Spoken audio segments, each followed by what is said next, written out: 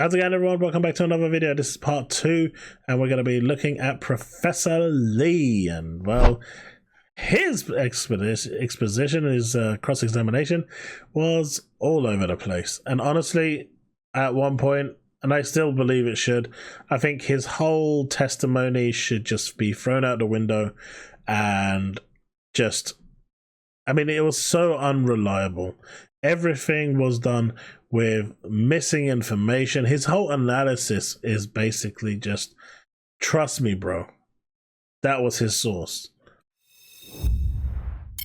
If we actually switch over here. So they took a break, right? After the Jim Ryan fiasco that was. I mean, he literally did nothing to protect himself, further his cause. I genuinely don't think he actually cares if the deal goes through, because he knows that there's going to be no way that Activision games are not going to go on PlayStation. He knows that's not going to be the case.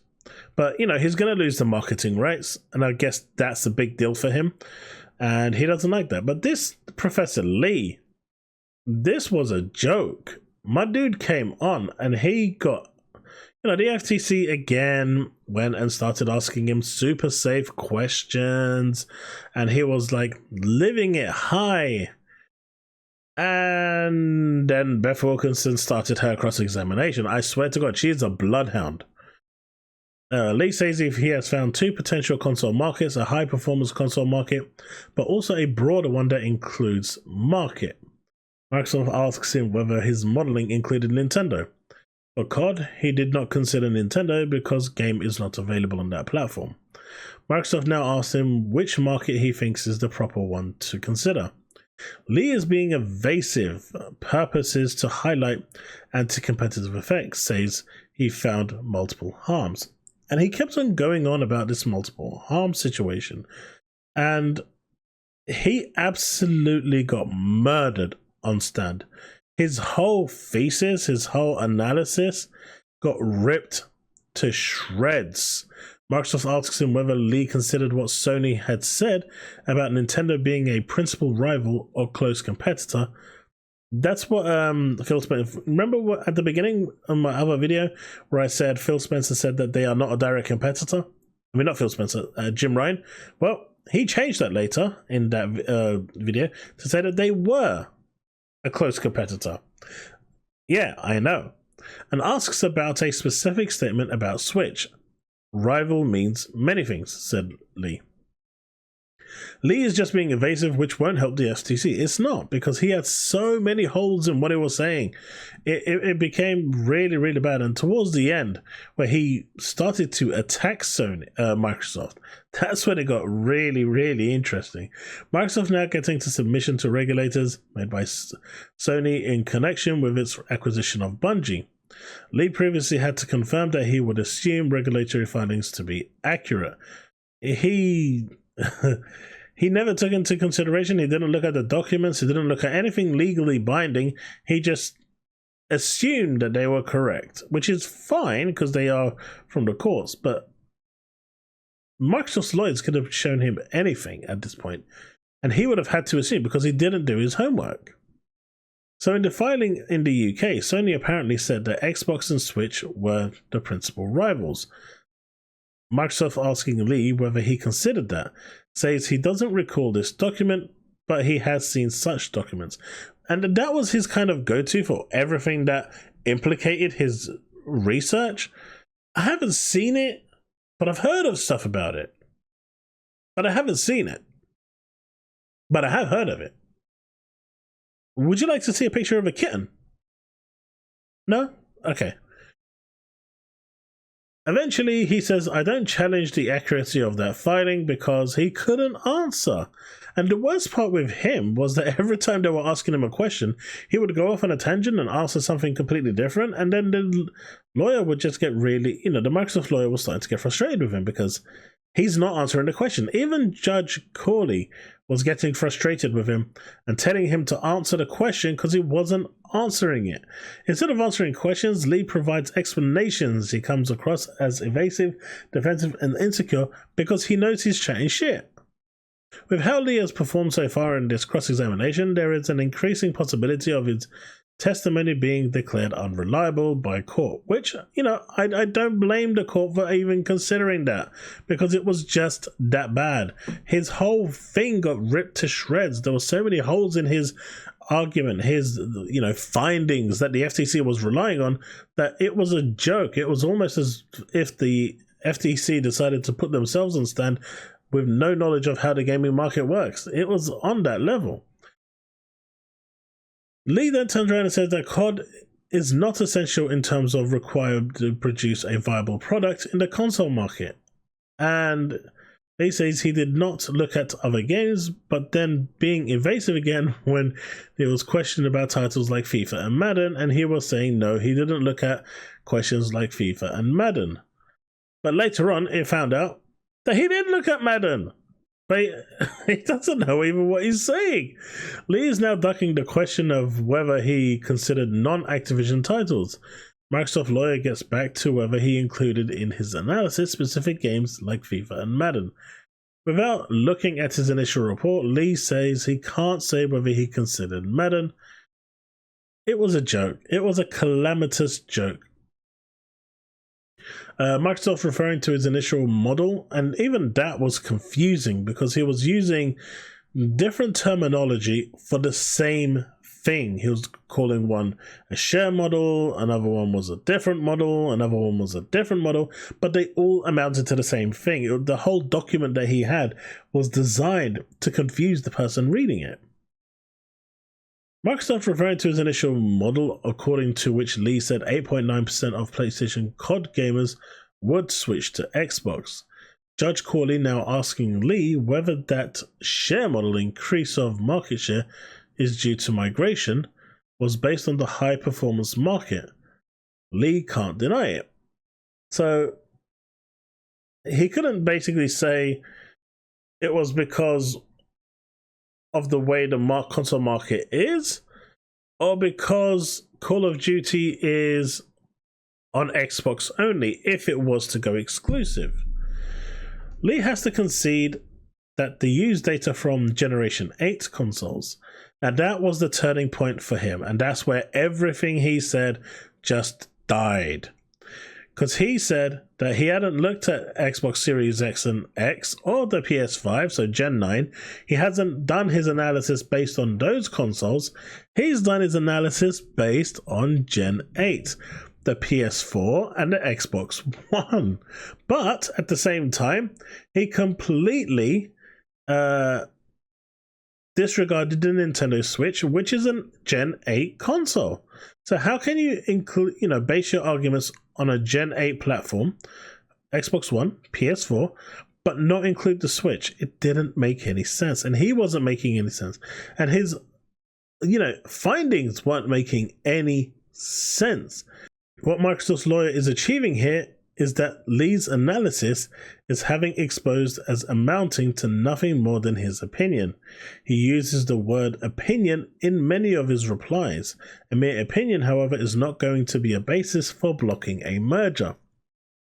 Then came the topic of partial closures. You did not do an economic analysis modeling, asked Microsoft Beth Wilkinson.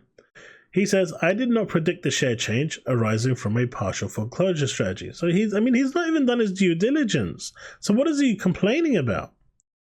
The term degraded content came out. COD performing worse on PlayStation than Xbox was not analyzed as part of his share model either to show if there was be any discrepancies.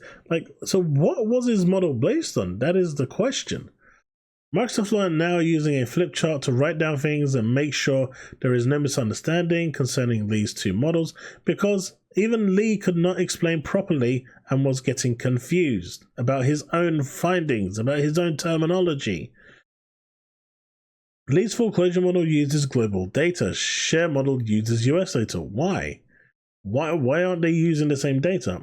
It's interesting that he uses global data for one model, given that the FTC wants a US-only market definition. We'll see whether that means anything going forward. Lee concedes he has no quantitative model for subscription services or cloud gaming, yet continues to say that they are going to provide a unfair advantage and be anti-competitive, even though he has no quantitative model to support them or that finding. So how is he in a position to even say that? I mean, at one point, even Judge Corley started to mock him by basically answering for him because he was so flustered that he couldn't answer for himself. It got really bad. Then the issue they're talking about now is that if the assumption of a 20% conversion rate due to foreclosure, basically the game being exclusive to Xbox, was brought down to 15%, Call of Duty Foreclosure would already become unprofitable for Microsoft.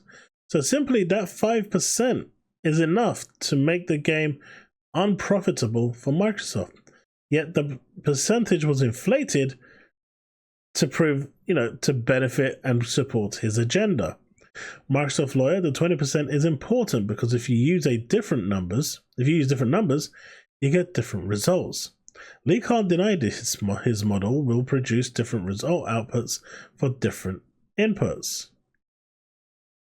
But the point remains that Phil Spencer has said that the game isn't going to come off PlayStation, so why is this even still a question? Why is it still a point? It should not be something that is entertained, right? The court obviously can't and won't block a merger if a foreclosure model heavily depends on a mere assumption of a conversion rate. Now the lawyer points out that an Xbox internal document showed a smaller shift than the one Lee assumed. So his whole facts and figures and graphs and charts were all just completely thrown away. It made no sense. Like, in my opinion, this guy coming on stand was just pointless. And as we'll see in the third video, there is going to be a third video, the economist witness that came on just completely destroyed everything this guy was saying. Even at the parts where he was starting to sound like he was maybe clawing something back, she absolutely just threw out the window. Lee tries to argue that COD sells so many copies than the other AAA titles and therefore likely leads to a greater share shift. They've been talking for a while about whether the YouGov survey done for the CMA case was known to Lee, whether he considered it. Without access to the report, it's difficult to follow. Judge Corley simplifies it and asks Lee, who confirms he didn't look at the survey.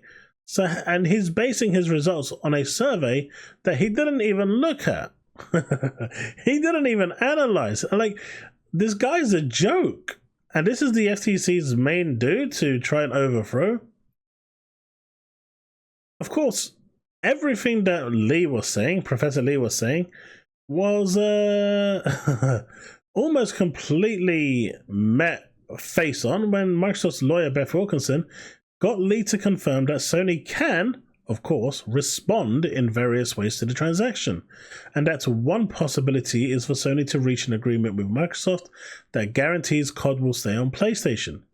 And considering the offers that Microsoft have made are better than the ones they've got already that Activision are offering, there's literally no reason for them to not have this deal.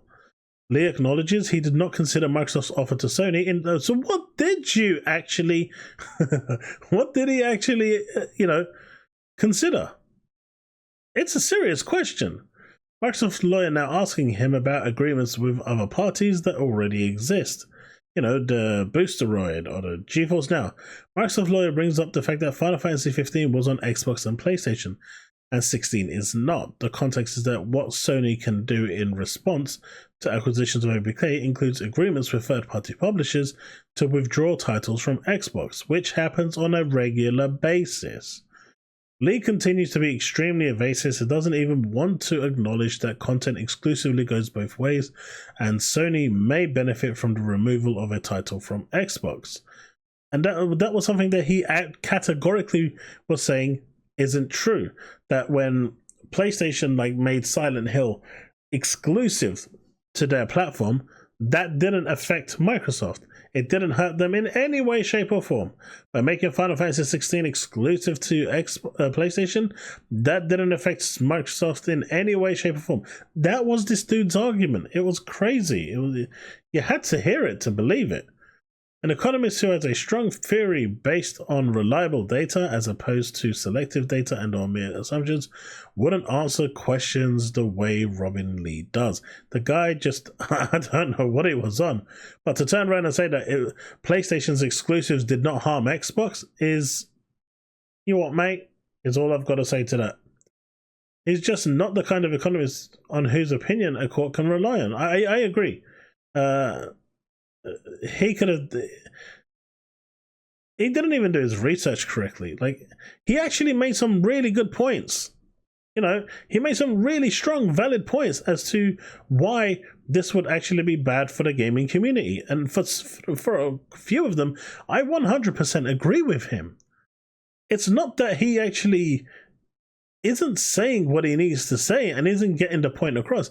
It's the fact that he is so shit that it actually works against the FTC. He was so bad, it's like he was working for the FTC while doing all of this, and he was like, well, the FTC is shit, so I'm going to be shit. Now talking about but-for world, in which the transaction wouldn't happen, starting with COD and its current availability on PlayStation, Xbox, PC, yes, and Switch, no. Now talking about cloud, currently COD not on GeForce now, but on Boosteroid, not on Boosteroid in Lee's understanding. With the merger, Lee says it will not be on PlayStation with certainty. Likelihood is lower. And what Lee then turned around and said, which made even less sense considering what's been spouted about with, you know, certainty. He said that if the merger goes ahead, PlayStation will lose with certainty Call of Duty, and the likelihood is lower that it will be on there. Microsoft lawyer stresses comparison is not whether it's more or less likely, but whether it's likely. Lee says difficult to predict the exact form that Foreclosure will take and the exact date. He says Activision content overall will likely be foreclosed in the console market, but doesn't want to really take a clear position on COD Foreclosure because he doesn't know. And the fact that he's making these assumptions based on his opinion and not about the facts where, you know, Sony have been offered a contract to keep the game there on parity with a much better deal than they've got right now for at least 10 years. It's ludicrous. Judge Corley now also got Lee to confirm that he does not say Call of Duty is likely to be removed from PlayStation, just that it is more likely to happen after the merger than otherwise, and that he thinks there'll be some form of foreclosure of Activision content overall. And so what happened here was when Judge Corley was actually listening in, she basically turned around and said, you can't actually say that they're going to guarantee make it exclusive to Xbox. You cannot say that. There is nothing in your findings that suggests that. There is nothing in the reports so far up to this point that confirms or corroborates your findings. You just cannot say that because it's just not based on factual evidence. It's based on a mystical unicorn is the term that was being used in the court. And what she said was, you can say that it's more likely that they can do it, and I'll agree with that because at the end of the day, they will own Activision. So, you know, obviously there is a chance that they could do that after 10 years. But to turn around and say that they will 100% do it is not factual information. And he tried to defend it, and the lawyer, you know, Judge Corley just basically shut him down real hard, real quick. Lee says his report states that some technical uncertainty as to the feasibility of making COD work on Switch. So he is aware of the Microsoft-Nintendo agreement, but says he's seen evidence that it is uncertain. But it can work. Don't forget, Call of Duty was on the Wii U. You know, if it was on the Wii U, it can be on the Switch. It's just going to be a very tailored version, but it can be on there. Now Lee says, okay, it is likely that COD will be on Nintendo after the merger. So after all of his bullshit, he finally agreed that COD will be on there because he no longer could hide behind his flawed arguments. It was really bad. He was really terrible. He now confirms likely to be on Game Pass after merger and on GeForce Now and other cloud services that have deals with Microsoft. Now he's struggling with saying whether it's likely that COD will be on GeForce Now on July 19th if the merger falls through. He tries to just call everything uncertain if he can avoid stating a likelihood. So he just couldn't commit to anything. The FTC asking him questions on redirect gives him an opportunity to explain why he looked at not only COD but all of Activision's content, because Diablo came into this as well. A really strange thing that one person mentions Diablo, now everyone is mentioning Diablo. Judge Corley points out that there are many games and it's impossible to predict which future games will be popular, and says that by that standard, any acquisition of a game publisher would be anti-competitive. Don't quite understand what you're saying, she says. So that theory got thrown out the window straight away. She basically said that, if you go and buy a publisher, certain games will be exclusive. It's within their prerogative. That's not being anti-competitive. They're buying the publisher. End of story. You can't say that just because they make one game exclusive in their portfolio, that is anti-competitive. PlayStation makes exclusive games and exclusive deals all the time. If Microsoft's being anti-competitive with that, then so are Sony. Now Lee says AAA games don't come out that frequently, but he previously talked about all Activision content and not all Activision games are AAA games. Judge Corley asks Lee about his particular position on COD. Lee says there is some uncertainty in the future. He believes there will likely be foreclosure, but also unsure about whether it will be full foreclosure.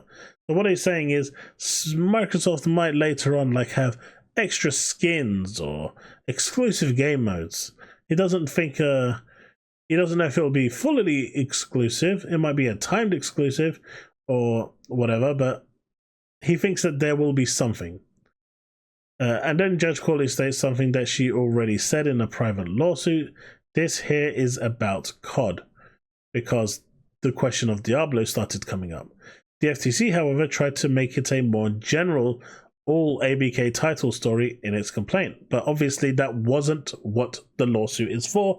The lawsuit here is because of COD, and COD is the central focus, not Diablo, not Overwatch, not any other game that's on Activision's list. It is about COD, because that is the one that was brought through, and the question here is, will COD be exclusive to Microsoft's platform, or will it remain to be multi-plat? And honestly, we all know it's going to be multi-plat. There's only so many ways that Phil Spencer can say it's going to be multi-plat, but the FTC and now this idiot Professor Lee, is going on the bandwagon and saying that it's 100% going to be exclusive with zero evidence to back it up. I call him an idiot because he really responded like an idiot. Judge Corley now wants to know whether he focuses on COD with respect to the console theory, but when talking about cloud and subscription services, it's the catalog. Now Lee says Diablo can have an effect on console sales if removed from PlayStation. Not as large as COD though. He's saying basically Diablo is nowhere near the size of COD. In my opinion, I think it's actually bigger. The cult for Diablo is massive. Even when the FTC asks him questions, he rarely gives a direct answer. And he didn't give any direct answers. All they got him to confirm definitely now is that partial foreclosure can be anti-competitive, not a big point to drive home. Judge Corley asked him about vertical foreclosure theory and about playing on PC being a substitute for playing a console. That is a market definition question that ultimately also impacts the foreclosure analysis. And then they started talking about how, if you take the game away from PlayStation, people will really only have one choice to play the games, and that is to buy an Xbox to play it. The Microsoft lawyer basically said, well, what about PC? You can spend £1,000, £1,500 and get a relatively okay PC that's multi-purpose as well, so you can do other things, but you can game away on a PC for that money. And they were saying, yeah, but who's going to spend £1,500 on that when they can spend $500? And he basically tried to completely dismiss PC, but still failed in dismissing PC. Judge Corley asks if Xbox S has similar price as Switch. Lee says yes, that's the one with the lower price. In his market definition analysis, Lee apparently focused just on what the most likely alternative device would be that someone buys in a foreclosure situation. If the market definition was extended not only from high-performance video game consoles to all consoles, including Nintendo, but also gaming PCs as well, which absolutely should be included, right? There's literally no reason not to include PCs. That would be the worst-case scenario for the FTC in this console context, because at that point, it's a game over. The whole point here is to get Nintendo and PCs included, and if you do, the FTC's whole case is dead.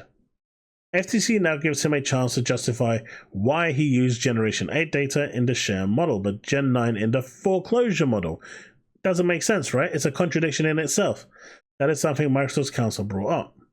Judge Corley now knows that he needs to know how reliable the underlying statistics are. Lee tries to downplay the importance of a study in Microsoft YouGov survey and how many people would switch by saying it's one of many pieces of evidence. But at the same time, he was willing to rely on a YouGov evidence by the CMA.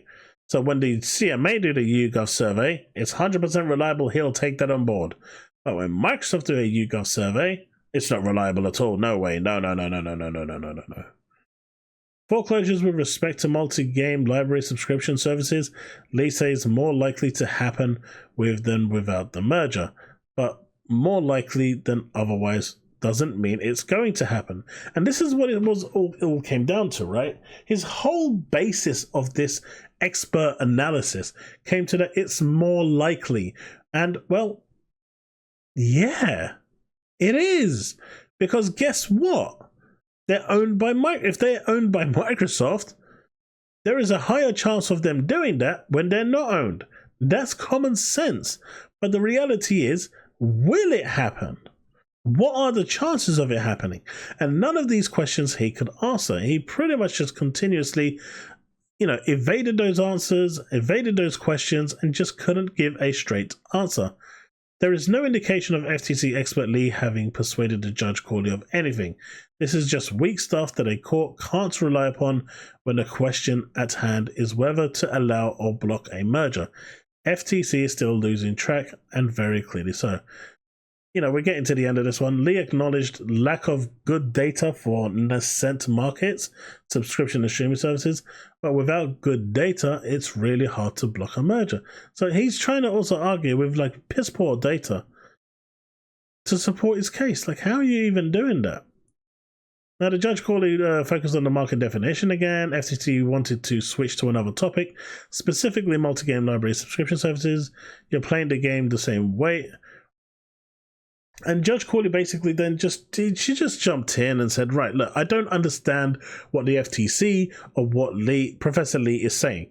As far as I'm concerned, whether you're playing on a cloud or a subscription service, you're playing the game the same way. You're just paying in a different way. Whether you're paying for it for a subscription service, you're still playing the same game. Whether you're paying for a cloud service, you're still playing the same game. The difference is the delivery method. That's it. That is the only difference. And as Jim Ryan confirmed, cloud gaming is a service, not a different market. That is a definition that they got them to agree on. There is quite a possibility of Judge Corley throwing out most of even all of the FTC's market definitions, meaning the FTC's complaint could fail to surmount even to the very first hurdle. It's bad. I mean, this guy was terrible. Lee agrees with Judge Corley that it would also depend on context, where users would switch from a multi-game subscription service if they had to. No convincing point made by Lee. I mean, the judge even turned around. What is the difference between what Microsoft is offering in Game Pass to a Netflix offering? What is the difference? And they even said, when talking about bundled services like Game Pass Ultimate offering a content subscription but also streaming, PlayStation Plus in both of those markets do the same thing. And they offer the same thing. In distinguishing established from nascent markets, Lee just said in the console market, we basically see free players. So even he instinctively doesn't refer to a high-performance console market that would be a two-horse race. So he's still including Nintendo when he's not thinking straight. He says that because he assumes that COD Foreclosure would be particularly profitable, more so than Foreclosure with respect to most other games, gamers would spend more on Xbox than average gamers spend. That's the point he's trying to make. So basically he's saying that if they made partial Foreclosure, people would go over to Xbox and actually spend more money there. It just didn't make sense. It really didn't make sense. Lee concedes the world is uncertain, both a scenario with and a scenario without the merger, but for world, and this the but for is the legal case thing that basically was it became a legal precedent. It's basically saying, but for you doing X, Y would not have happened. And does that break the chain of causality? And if it does, happy days. If it doesn't, then but for you doing X, that Y circumstance wouldn't have happened, and therefore the chain of causality doesn't break. So that's essentially what it's referring to. So in the end, all he says is whether something is more likely to happen in one scenario than the other. Lee says as an economist, he focuses on economic incentives. So basically, he's saying the reason why I'm saying this is going to happen is because it's financially beneficial to them to make it happen. He's not taking anything else into consideration, just money. But if he was taking just money into consideration, the amount of money Microsoft stands to lose by making Call of Duty exclusive is ludicrous. And that's pretty much where this one ended. The judge wasn't overly happy with Lee. She cut him a few times, corrected him a number of times, asked him to answer the question more times than I can count. And in the end, she even had to step in and basically ask the FTC, what is it that you're actually searching for? Because as far as I'm concerned, whether you're streaming, playing through Game Pass or downloading a game through Game Pass, you are still playing the same game. The difference is just how you pay for it, whether you pay for it through a Netflix type subscription, or whether you pay for it to download, or whether you go and buy your own game and play over GeForce Now type system, buy your own game, bring your own game. It doesn't make a difference. And that is, the FTC then tried to say, oh, but that is what we're trying to prove here. Is there a difference in the market because there isn't a definition? And I think the judge pretty much confirmed, at least on principle, that cloud gaming, the Netflix-style Microsoft subscription service for Game Pass, does not amount to a different market, and it amounts to the same thing. And it's just as Jim Ryan said, a delivery mechanism for the same thing. That is it. Well, that is video 2. This has been a really long one, so video 3 is going to be much shorter, I promise. And with that, I'll see you in the next one. Remain legend.